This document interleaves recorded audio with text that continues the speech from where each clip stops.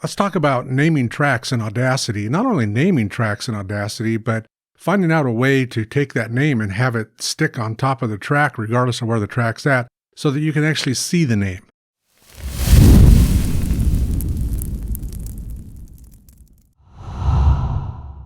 Hey friends, Mike Adams here with the Audacity Bootcamp. The video that I'm about to share with you is from my Audacity Bootcamp course at Udemy. It's one of the free preview videos that's available there for you to watch, and so I thought I'd bring it over here and share it with you. In it, I talk about how to give a track a name, and not just give a track a name, but how to overlay that name on top of the track so that you can actually see it regardless of where your playhead is at any moment in the track. So let's jump right to it. Hey, welcome back to the course. Let's keep our conversation about audio tracks going here as we look deeper into Audacity and some of the features within Audacity. And this track that I've got opened up, it should look familiar. It's the same track that I've been using since lesson 10. But this time I want to look at the name of the track. We get to the name of the track by looking up here in the top left corner of the track header where it says Audio Track. Whenever we create a new track within Audacity, as soon as we start recording a track or if we manually add a new track into Audacity, it gives it that default name of Audio Track. Well, that's not real descriptive.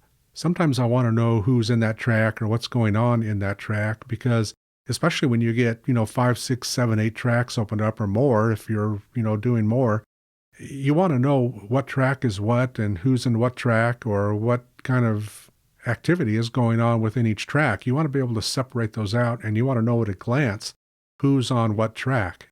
If all of your tracks say audio track, it gets kind of pointless and it gets a little hard to keep track of, no pun intended. So I want to change the name of that audio track. So if I come up to that window where you have the drop-down arrow there and I click once on it, you'll see that my first option is to rename the track. If I click on Name, it brings up another window and says, what do you want to name it? Well, let's call it Joe. Let's say this is Joe's track, and I hit Enter. Now you'll see the name of the track is Joe. And so that's good. I now see that Joe is in this track, and it helps me to keep track of the track. Again, no pun intended. But let's say, as an example, that I've got more going on in this track. Let's say it's not Joe. Let's say there's some event happening here that I want to keep track of as I'm editing my podcast. And I want more information in that window than just Joe. Well, if I come back up to that same drop-down window and I click Name, this time I'm going to just paste a longer description into that window. I'm going to call it Scanning Hardware and Pre-Record Checks, which was the title of our fourth lesson. And now when I click OK, it'll take all that information. That's fine. But now I can't really read it. It's hard to see right there. All it says is, scanning hard. And so you're like, what is that? What does that mean? Well, there's another way to overlay the name of the track in a label on top of the track itself where it's not just hidden in that little window.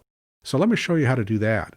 If we go up to the Audacity drop-down window and click on Preferences, and then if we come down to the Tracks option, you can click this selection right here that says Allow Track Name as Overlay.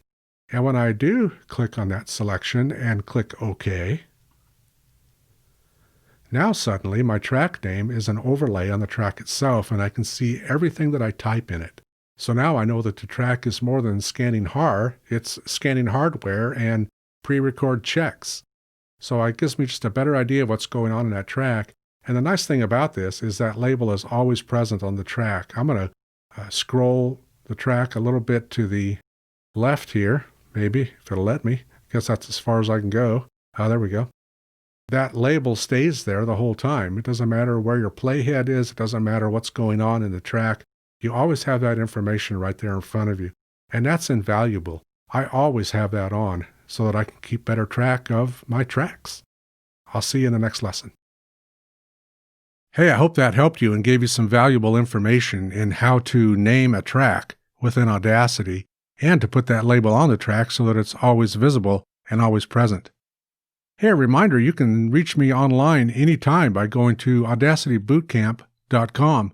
The link is down below in the description. It's also up in the header, as well as a link to my Udemy course, which I'll also place in the description and is in the header as well. So if you like what's going on here, think about subscribing, hitting that bell so that you get notified, and tell your friends that the Audacity Bootcamp is here. We'll see you next time.